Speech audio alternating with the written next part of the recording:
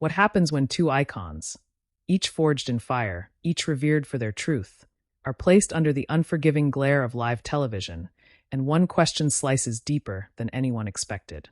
The studio lights burned hot, hotter than usual, like they sensed something was about to break. Viola Davis sat perfectly still in her chair, hands folded in her lap, shoulders squared, posture calm in the way only someone who has survived storms can be calm.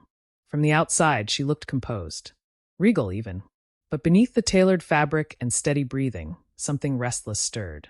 A memory, a familiar pressure behind the ribs, the kind that arrives right before a reckoning. Across from her, Whoopi Goldberg leaned back slightly, relaxed, seasoned, the undisputed anchor of the table. A woman who had seen decades of controversy come and go, who had sparred with presidents, pundits, and public opinion, and lived to tell the tale. Her expression was neutral, almost casual. Almost. The audience didn't know it yet, but they were seconds away from witnessing a moment that would ripple far beyond the studio walls. What happens when honesty refuses to stay polite? That was the question hanging in the air, unspoken but electric. Before we go any further, if you love deep dive cinematic celebrity moments like this, subscribe to Stage View right now, hit that like button, and drop a comment while the tension is still building. You don't want to miss where this goes. The host cleared her throat. Papers shuffled. A producer's voice murmured faintly through an earpiece. The red light blinked on. Live. Whoopi turned slightly toward Viola, her tone conversational, even warm, but seasoned viewers felt the shift. The way the sentence was framed, the pause before it landed. Viola, she said, you've spoken a lot about representation, about struggle, about being unheard in this industry. But some people say, at some point, isn't it also about personal choice? About how long you stay in a system before you decide it's time to move on. The words were careful, polite, reasonable, and devastating. A ripple moved through the audience. Not gasps, those would come later, but a subtle tightening. A collective inhale. People leaned forward without realizing they had. Viola blinked once. Inside her chest, something old stirred. Not anger, not yet. Recognition. She had heard this before. In rooms without cameras. In boardrooms with smiles too sharp. In interviews framed as honest conversations. The suggestion that endurance was consent. That survival was complicity. She tilted her head slightly, eyes fixed on Whoopi. When she spoke, her voice was low, measured, almost gentle. Move on to where? She asked. Whoopi raised an eyebrow, a half smile playing at the corner of her mouth. To something better. To ownership. To not waiting for permission. Viola nodded slowly, as if considering the thought for the first time, though it had haunted her for decades. The audience waited. She exhaled. Viola began, there's a difference between choosing to leave and being pushed so far to the edge that leaving is the only thing that feels like dignity. The temperature in the room changed. Cameras subtly adjusted. A director gestured urgently from off-screen. This was no longer a standard segment. This was turning. Whoopi leaned forward now, elbows on the table. But isn't there power in refusing to stay small? In not letting an industry define you? Viola smiled. Not the red carpet smile. Something tighter. Sadder. Power, she said quietly, isn't just about walking away. Sometimes it's about standing in the fire long enough that the fire has to admit you were always there. A murmur rolled through the crowd. Someone whispered, wow. Someone else nodded hard, like the words had landed in a place they didn't know how to articulate. Whoopi paused. For the first time, she didn't immediately respond. And that pause, that half-second of recalibration, was everything. Viola continued, her voice gaining weight, not volume. I didn't grow up believing the world would make space for me. I grew up believing I had to earn oxygen. So when people say, why didn't you just leave? What they're really asking is, why didn't you disappear quietly? A few audience members clapped before catching themselves. This wasn't a monologue. This was live television. Whoopi's jaw tightened almost imperceptibly. She straightened. That's not what I meant, she said. Firm now. Defensive edges creeping in. I'm talking about agency. Viola met her gaze without blinking. And I'm talking about reality. Silence. The kind that presses against your ears. The camera cut briefly to the audience, faces frozen between shock and recognition. Then back to the table.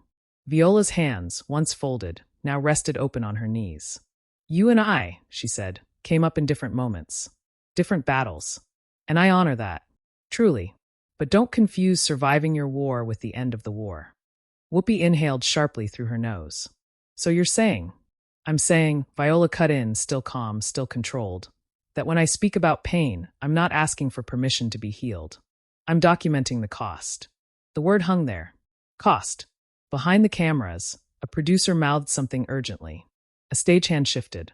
The host glanced off-screen, then back, trapped between professionalism and the unmistakable truth that this was now bigger than the rundown. Whoopi's voice dropped. And what if talking about that cost keeps people stuck there? That was it. That was the strike. Viola's eyes softened, not in defeat, but in something like grief. Then maybe, she said, we should ask why hearing it makes us uncomfortable. The audience gasped. This time, openly. Applause broke out, uneven, hesitant, then swelling despite attempts to rein it in. A standing ovation threatened from the back rows. Whoopi sat back, arms crossing loosely, her expression unreadable. Veteran instincts kicked in. Control the moment. Redirect. But Viola wasn't finished. You see, she continued, her voice now carrying the weight of confession, I didn't come here to argue. I came here because I'm tired of pretending resilience doesn't bruise. Her eyes glistened, but no tears fell. Not yet. The red light blinked steadily. Live.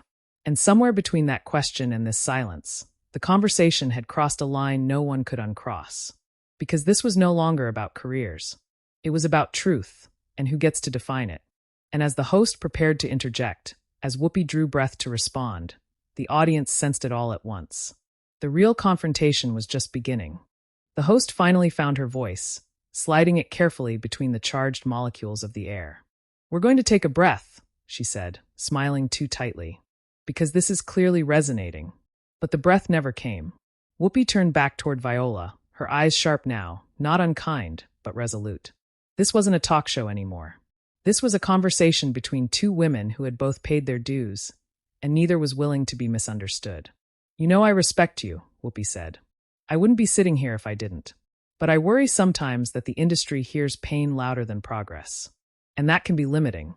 Viola tilted her head again, that familiar stillness settling over her like armor. Inside, she felt the thrum of her heartbeat.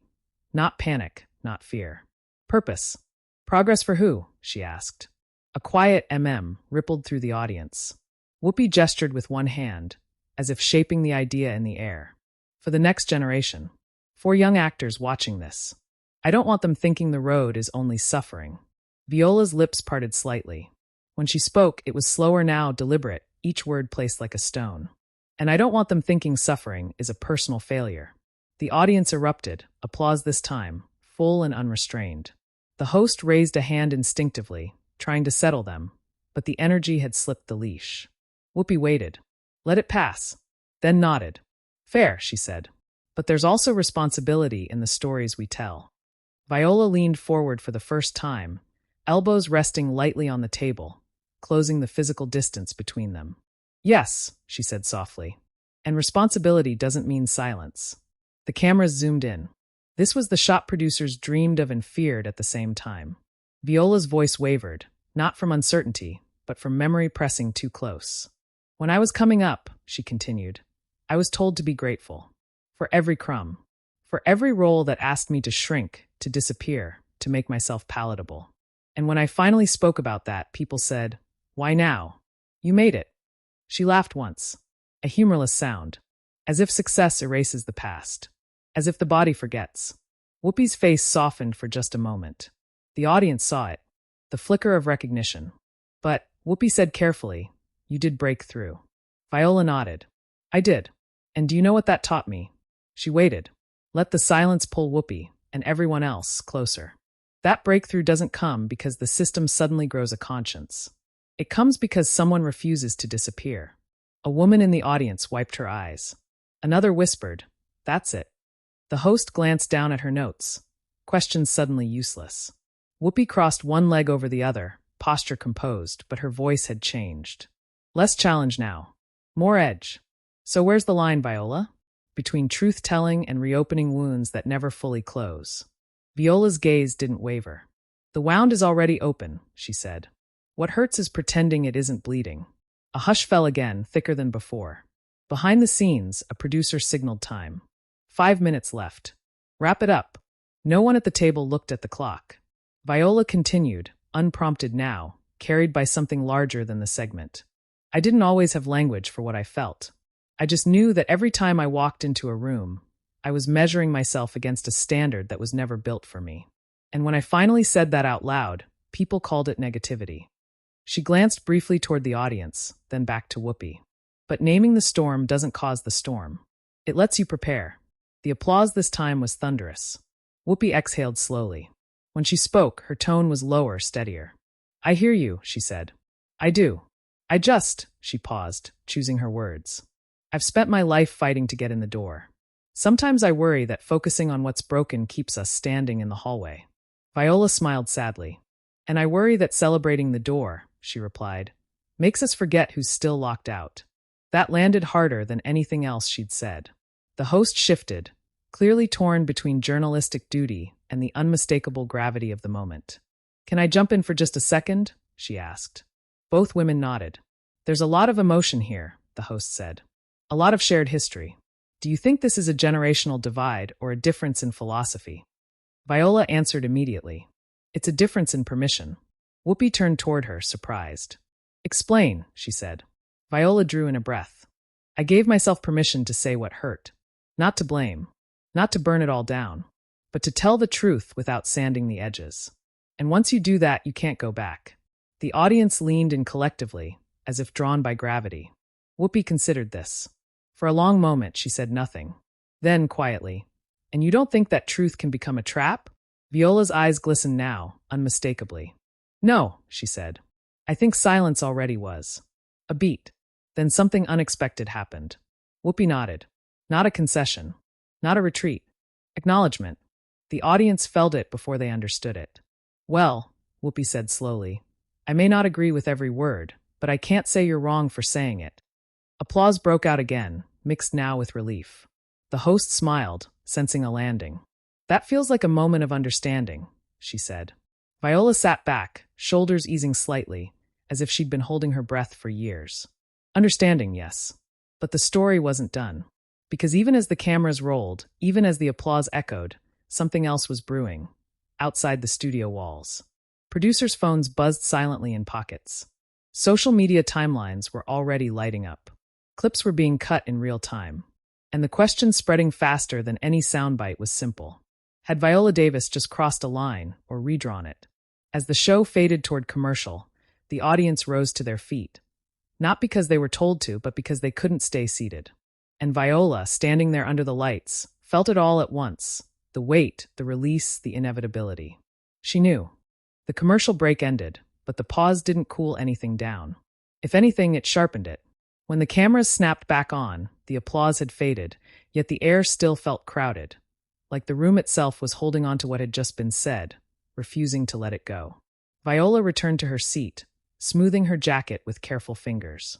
Whoopi adjusted her glasses, glancing briefly toward the audience, then back to Viola. The host offered a practiced smile, the kind meant to reset the tone. But nothing resets after a moment like that. Welcome back, the host said. If you're just joining us. A laugh rippled through the audience. No one was just joining. Everyone was locked in. The host pivoted. This conversation has clearly struck a nerve. We're already seeing reactions come in. She gestured to a monitor off to the side. Tweets. Headlines forming in real time. A cheer-in flickered briefly at the bottom of the screen, then disappeared. Producers thinking better of feeding the fire. Whoopi glanced at the monitor, then back to Viola. You see, she said, half smiling. This is what I mean. The machine moves fast. Viola followed her gaze. Her face was calm, but inside she felt the familiar tightening. The moment when your truth leaves your mouth and becomes public property. That machine was moving long before I spoke, she replied. It just prefers when we whisper. The audience murmured again. A few claps. Someone in the back called out, Tell it. The host raised a hand. Okay, let's keep it here for a moment. She turned to Whoopi. You've been part of historic conversations on this very table. Do you feel this moment is being misunderstood? Whoopi considered the question, eyes narrowing slightly, not in anger but calculation. I think, she said slowly, that people hear pain and immediately choose sides. And I don't think this is about sides. Viola nodded once. I agree. That surprised the room. Whoopi looked at her. You do? Yes, Viola said. It's about listening without needing to win. A beat passed. The audience felt the shift again. Less combat now, more consequence. But, Whoopi added, her voice firmer, I also know how quickly words get clipped. Context gets lost. And suddenly it's Whoopi versus Viola. That's not what this is. Viola's gaze softened. Then let's say clearly what it is. The host hesitated, then gestured with an open palm. Go ahead. Viola turned slightly toward the camera now. Not away from Whoopi, but outward, expanding the circle. This isn't about me being ungrateful, she said. And it isn't about Whoopi telling anyone to be silent.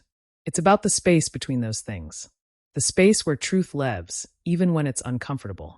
She paused, swallowing. I've carried stories in my body that never made it into interviews. Not because they weren't important, but because I was afraid of being labeled difficult. Bitter. Angry. Her voice tightened. And when I finally stopped being afraid of that, I realized how many people were waiting for someone to say it out loud. A woman in the audience covered her mouth. Another nodded, tears streaming freely now. Whoopi listened, chin lifted, eyes steady. When she spoke, it was quieter. I know that fear, she said. I just learned to survive it differently. Viola turned back to her. I know, and I respect that. The host exhaled, relieved to feel some common ground forming. So maybe the real question, she said, is whether there's room for both approaches. Whoopi answered first. There has to be. Viola followed. Or we keep repeating the same conversation every generation. Applause rose again, this time steadier, less explosive, but deeper. Then the host's earpiece buzzed. Her smile faltered for half a second. We're being told we have about a minute left, she said. I want to give each of you a final thought. Whoopi leaned back, folding her hands. She looked at Viola, not as an opponent now, but as a peer. I'll say this, Whoopi began. I've watched this industry chew people up. I've watched it reward silence and punish noise. My instinct has always been to tell folks how to survive. But survival shouldn't be the ceiling. She glanced briefly at the camera. And if speaking your truth changes the room, even uncomfortably, maybe that's part of the work too. The audience applauded loudly. Viola blinked, visibly moved. When it was her turn, she took a moment. Let the silence be hers. I don't want to be brave, she said finally. I want to be honest. And if that honesty cracks something open, then maybe something better can grow there. Her voice broke on the last word. The audience stood fully now.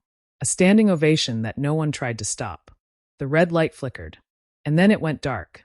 Off air, the room exhaled all at once. Crew members moved quickly, voices low but urgent. Assistants rushed in with phones already buzzing. Viola remained seated for a moment, hands trembling just slightly now that the adrenaline was draining. Whoopi stood, walked around the table, and placed a hand briefly on Viola's shoulder. That was real, she said quietly. Whether they're ready for it or not. Viola looked up at her, eyes wet, and nodded. Thank you for staying in it with me. Whoopi squeezed her shoulder once, then stepped away as producers descended. Behind the scenes, the fallout had already begun. Clips were everywhere. 30 seconds. 15. 10. Captions stripped of nuance. Headlines forming like lightning strikes. Viola Davis shuts down Whoopi Goldberg live on air. Whoopi pushes back on Viola's claims. An explosive TV moment no one saw coming. Twitter, X, Instagram, TikTok. The algorithm feasted. Some praised Viola as fearless. Necessary. Long overdue. Others accused her of ingratitude. Of weaponizing pain.